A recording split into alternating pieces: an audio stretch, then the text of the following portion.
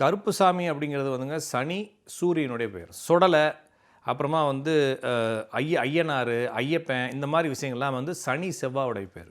இது மாதிரி என்ன பேர்கள் வைக்கிறாங்களோ அதனுடைய தொடர்ச்சியாக நம்ம சில கிரகங்களை தான் சேர்க்க வேண்டியிருக்கு. அப்போ சனி சூரியன் அப்படிங்கிறது பொதுவாக எதையாச்சும் ஒன்று அடிச்சுக்கிறது, இடிச்சுக்கிறது, இந்த மாதிரி மூளை சம்மந்தமான பிரச்சனை ஏற்படுத்திக்கிறது, மரபு ரீதியான பிரச்சனை ஏற்படுத்திக்கிறது, இது மாதிரி தொந்தரவுகள். அதுக்கப்புறமா வந்து பூர்வீக தொழிலை செய்கிறது, பூர்வீகத்திலேருந்து வெளியேறுகிறது, அரசு விஷயங்கள், சமூக சேவைகள், இந்த மாதிரி விஷயத்துக்குள்ளே வர்றது, இந்த மாதிரி கேரக்டர்லாம் அவங்களுக்கு இருக்கிறாங்க.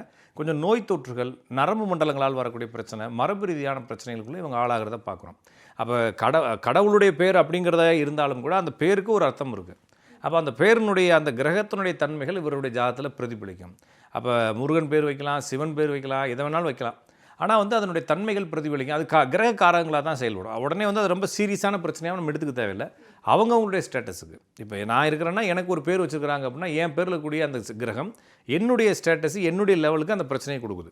இதே நான் ஒரு பெரிய தலைவனாக இருக்கிறேன், அதுக்கும் பார்த்திவன் பேர் வச்சுருக்காங்கன்னா அதில் ஒரு பஞ்சாயத்தை கொடுக்குது. அப்போ என்னுடைய லெவலுக்கு ஒரு பஞ்சாயத்தும், நான் உயரத்தில் இருந்தால் ஒரு பஞ்சாயத்தும் கொடுக்குறப்ப அவங்களுடைய ஸ்டேட்டஸை வச்சு தான் இதை நம்ம இப்போ ரிஃபில் பண்ண வேண்டியது. அதே போல் சின்ன சின்ன பிரச்சனை, இந்த கருப்புசாமின்னு பேர் இருக்கவங்க, கருப்புன்னு பேர் இருக்கவங்க எல்லாத்துக்குமே கொஞ்சம் இந்த நரம்பு மண்டலங்கள், முதுகுத்தண்டு பிரச்சனைகள் வரதை பார்க்குறோம்.